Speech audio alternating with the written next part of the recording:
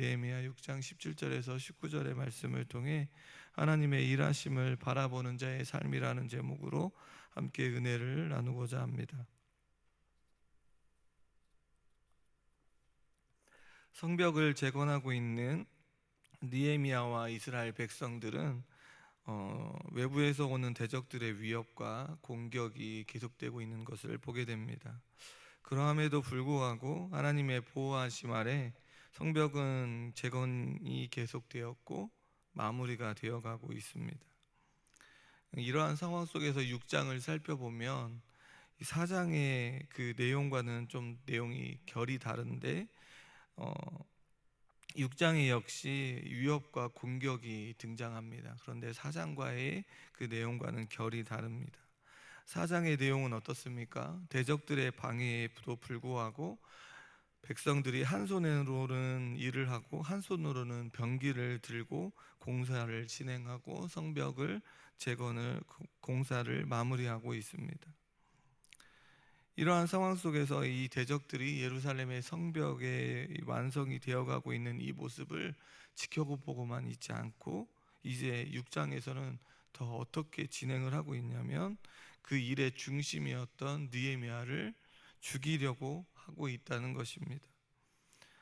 여러 차례 만남을 제의하기도 하고 느헤미야가 모반을 꾸몄다고 하는 협박 편지를 보내기도 하고 또한 이 이스라엘 안에 있는 스마야를 매수하여 거짓으로 예언을 함으로 그 중심에 있었던 느헤미야를 궁지에 모으려고 하는 그런 일들을 벌이기도 합니다. 그런데 이러한 상황 속에서 눈여겨봐야 하는 것은 사람이 정한 것으로 여겨지는 이 모습 속에서 그 걸음을 인도하시는 분이 하나님임을 발견하게 되어지고 끝내는 이 성벽의 공사가 어떻게 되어지는가, 완료가 되어지고 있다는 사실을 우리는 보게 됩니다. 오늘 본문은 성벽 공사가 완료된 이 상황 가운데 어떤 일을 이야기하고 있냐면 유다의 귀족들과 대적들 중 한 명인 도비야 간에 있었던 일을 기록하고 있습니다. 이 일을 느헤미야가 기록하고 있는 이 이유를 바라보면서 대적들의 이 방해 공작이 얼마나 끈질겼는가. 그런데 이러한 끈질김 속에 그들을 두려워하는 것이 아니라 그로 인하여 사람을 붙잡는 것이 아니라 전능하신 하나님의 일하심을 바라보며 나아가고 있는 느헤미야를 우리는 보게 됩니다. 오늘 본문을 통하여 사람의 방법을 따라 살아가는 것이 아니라 사람으로 인하여 두려워 떠는 것이 아니라 우리의 삶 가운데 가장 좋은 것으로 채워주실 그 하나님의 일하심을 경험하는 자의 삶이 어떠한가.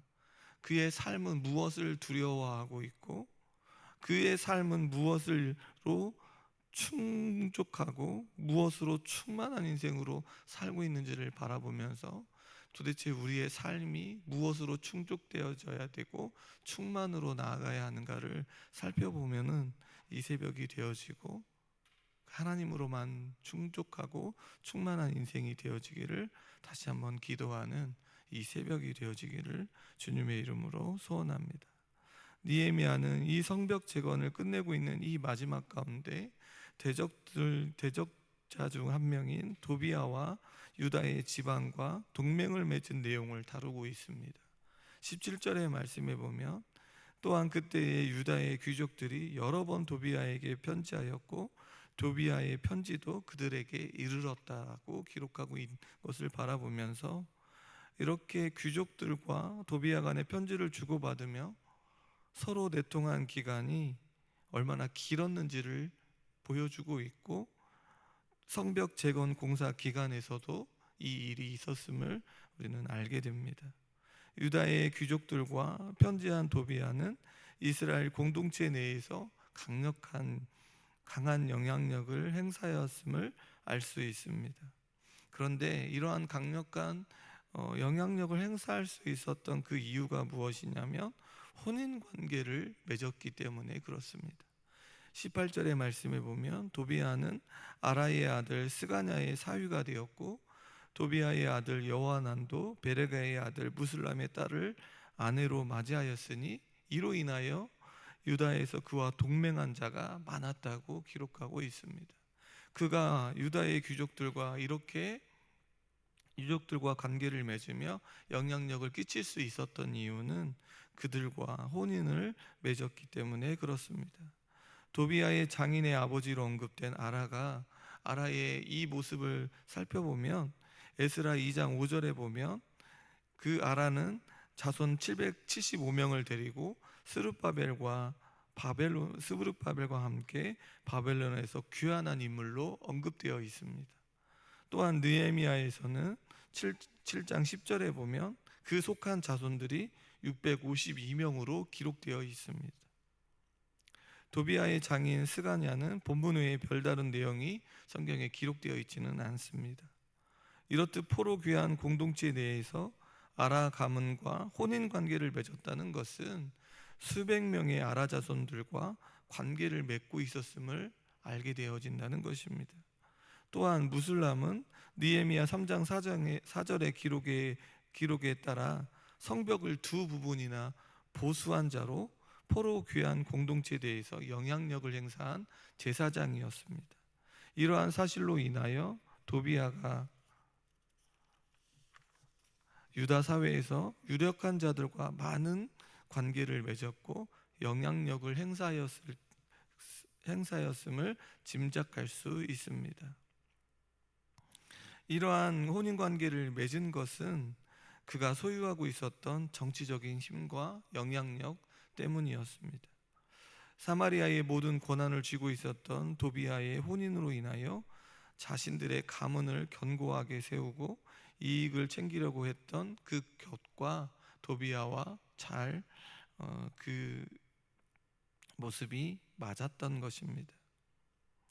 이들의 모습은 악습을 끊어내고 온전히 하나님만 의지하며 나아가야 하는데 두려움과 낙심에 빠져 있는 모습을 보게 됩니다. 그럼에도 불구하고 이러한 두려움에서 벗어나는 길은 오직 자신들을 이끌어 주신 하나님만 붙드는 길임을 우리는 알게 됩니다. 그 길을 걷고 있는 자가 누구냐면 바로 느헤미야라는 사실입니다. 귀족들은 하나님을 의지하는 것보다 그토록 싫어하는 하나님께서 그렇게 금지했던 혼인관계를 맺으며 영향력을 행사한 도비아와 함께 성벽의 재건에 이 대적들과 함께 나아가는 그 모습을 바라보면서 느헤미야는 어떠한 길을 걸었는가? 그 두려움에서 벗어나 온전히 하나님께 의지하고 있는 모습을 보게 됩니다. 6장 19절의 말씀에 보면 그들이 도비아의 선행을 내 앞에 말하고 또 내 말도 그에게 전하매 도비아가 내게 편지하여 나를 두렵게 하고자 하였느니라 라고 기록하고 있습니다. 도비아와 동맹을 맺은 자들은 그의 선행을 느헤미야에게 이야기를 합니다. 이러한 이유가 무엇입니까? 성벽 재건에 매진하는 느헤미야로 인하여 도비아에 대한 경계와 긴장을 완화하고자 했던 것입니다. 이것이 도비아의 노림수였습니다. 이러한 상황을 통하여 성벽 재건을 유도하는 것뿐만 아니라 이스라엘 공동체를 흩어놓고자 하는 그런 의도를 갖게 되어지는 것입니다.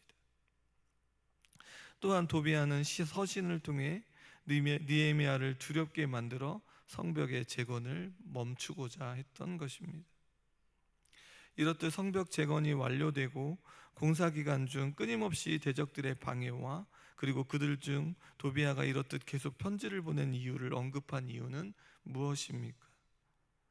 느헤미야는 성벽 재건에 관련하여 외부적인 그런 적들뿐만 아니라 내부적인 적들로 인하여 그들과 함께 있었음을 말하고자 했던 것입니다. 느헤미야는 이 당시에 대적들뿐만 아니라 내부적인 그런 어려움 속에서도 있었음에도 불구하고 이 성벽의 재건의 공사를 마칠 수 있었던 것은 이스라엘 백성들이 돌아와 회복하기를 원하시는 하나님의 도우심이 있었음을 강력하게 이야기하고 있는 것입니다.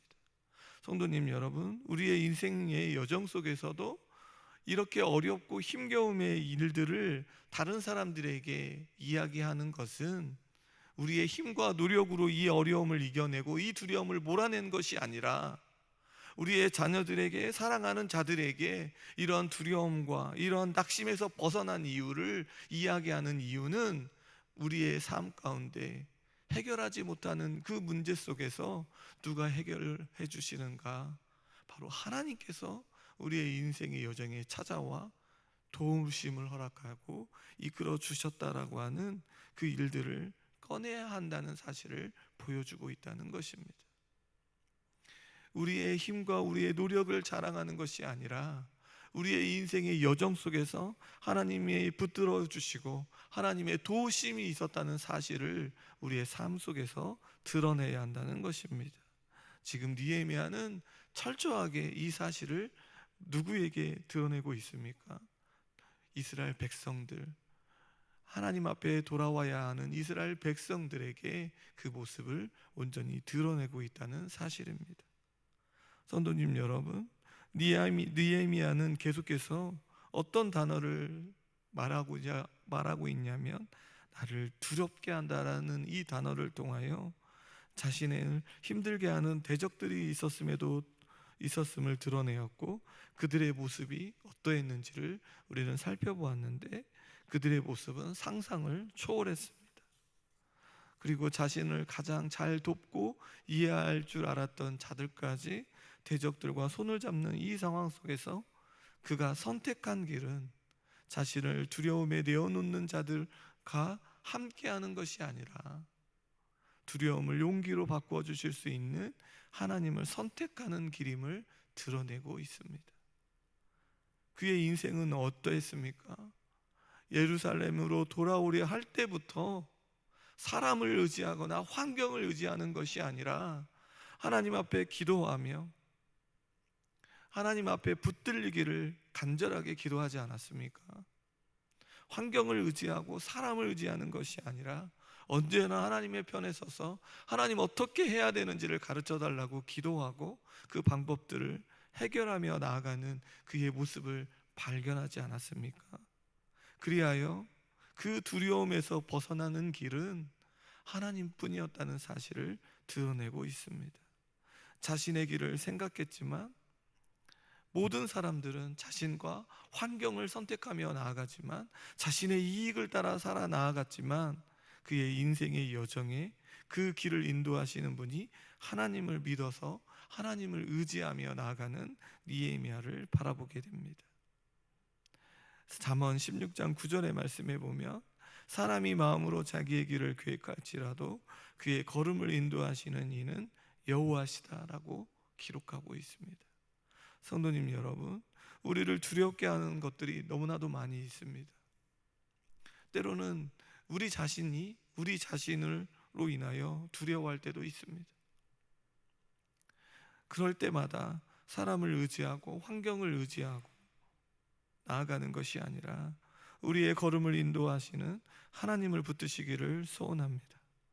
그러할 때 하나님의 뜻을 따라 나아가는 선한 하나님의 일꾼, 그 선한 하나님의 일꾼을 어떻게 사용하였는지 느헤미야를 통하여 발견하게 됩니다. 그 하나님의 선한 일꾼으로 어렵고 힘겨움에 처해져 있는 이 상황 속에 놓여져 있을 때마다 하나님 앞에 나아갔던 그 느헤미야를 바라보면서 하나님의 일하심을 바라보며 살아가는 자의 삶은 어떠한가? 사람을 두려워하는 것이 아니라 하나님 앞에 자신의 삶을 내어놓는 자들임을 발견하게 됩니다. 요즘 사랑하는 성도 여러분, 우리의 삶을 하나님 앞에 내어놓고 계십니까?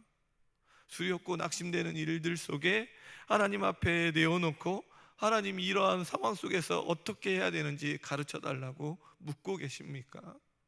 그러할 때 하나님께서 역사하실 줄 믿습니다. 느헤미야를 통하여 하나님의 일하심을 눈으로 목도했던 것처럼 우리의 인생의 여정 속에서 하나님 앞에 자신을 내어놓는 우리의 삶이라면 반드시 하나님께서 그 길을 열어주실 줄 믿습니다.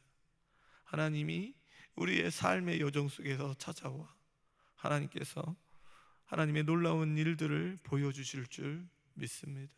오늘 이 새벽 다시 한번 두려움 속에 있고 낙심에 처해져 있다면 하나님 이 문제를 하나님 앞에 내어놓고 하나님 이 문제 속에서 하나님 일하여 주시옵소서. 선한 하나님의 그 일들을 보여주셨던 것처럼 우리의 인생 속에서도 그 모습을 보여달라고 간구하는 이 새벽이 되어져 우리의 자녀들에게, 사랑하는 자들에게 무엇을 이야기해야 됩니까? 하나님의 살아계심을 드러내는 우리의 모습이 되어지기를 주님의 이름으로 소원합니다.